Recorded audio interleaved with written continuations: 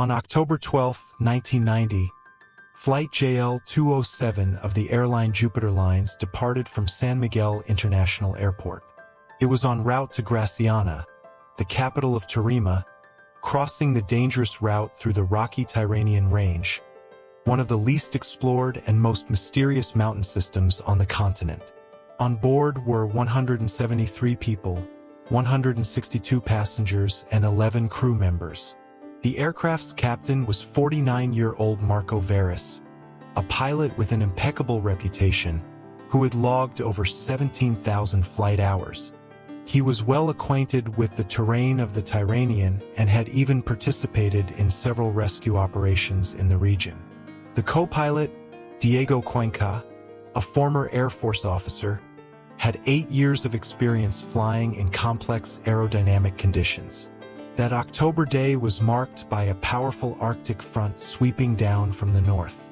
The storm system, later dubbed the Wrath of the Ice Gate by meteorologists, brought sudden pressure drops, powerful turbulence, and near-zero visibility.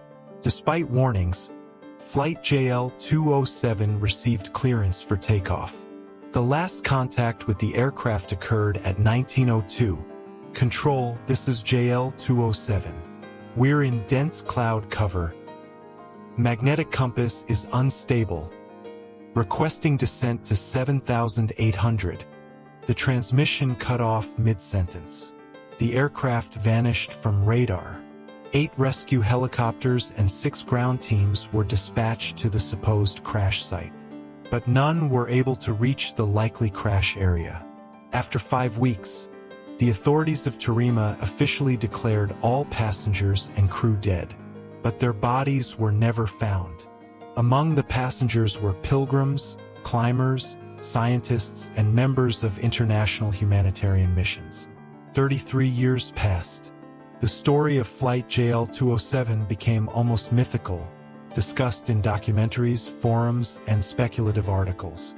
Then, in July 2023, an international mountaineering expedition led by Nicholas Ferguson set out for the southeastern slope of Mount Kalimtar, where, according to some geologists, an ancient seismic fault might explain the plane's disappearance.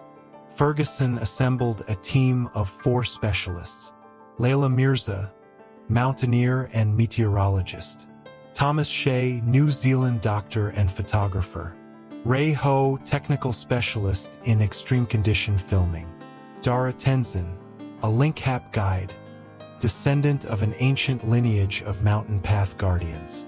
On the 3rd day of the ascent, at an altitude of about 6,100 meters, the group noticed strange bird behavior. Dozens of mountain hawks, rare at such heights, were circling over the same section of slope. One particularly large hawk behaved unusually. It dipped nearly to head level, flapping its wings as if calling them. "This is a sign. They're leading us. They say, follow us," whispered Dara. He explained that in the legends of his people, such birds, Tamarkai, serve as guides between worlds. Following the birds, the climbers reached a narrow ledge. Beneath the snow, they discovered a fragment of metal. Layers of snow and ice concealed the inscription, but soon the letters emerged. JL207. It was a piece of the aircraft fuselage. Due to the altitude, satellite communication was not functioning. Devices were charged, but no signal was available. The team spent 6 hours digging. By evening, they uncovered part of the cockpit and a section of the passenger cabin. Inside was an eerie silence. Everything had frozen in time. Cups, seat belts, oxygen masks. In the first row lay a leather-bound diary with the initials R.D. Raphael Dur, a French climber who was on the passenger list. The last entry was dated December 9th, nearly 2 months after the crash. According to the diary, 53 people had survived. Captain Veras organized a camp from the wreckage, established rationing, and attempted to restore radio contact. People suffered from the cold, altitude sickness, and psychological exhaustion. But the most incredible detail in the journal was the appearance of birds. Huge hawks didn't just circle, they began bringing food. On the 7th day, one bird dropped the carcass of a goat at the shelter. The next day, another. This continued for 2 weeks. Later, anomalies began.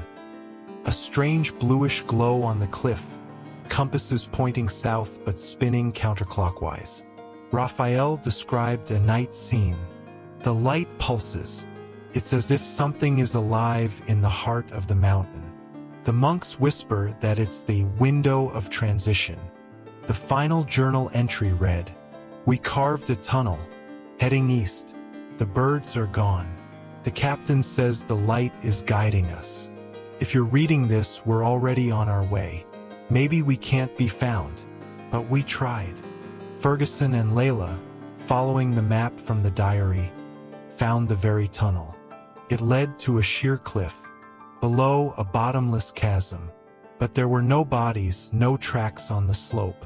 Only strange feathers at the exit and an ancient spiral-shaped amulet. That night, Thomas's satellite transmitter unexpectedly activated. It sent a series of long and short beeps. It was Morse code. "WE left. Do not search long. We see the light." Later, they saw the glow itself.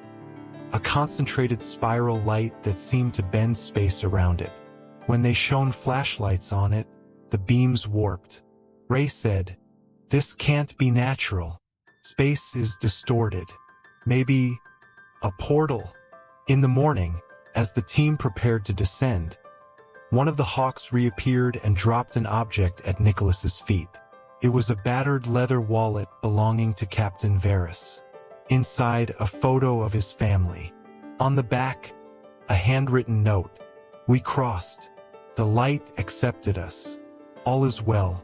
Don't be afraid. MV, December 10th, 90. 3 weeks later, a rescue mission confirmed all the findings. But the questions only multiplied.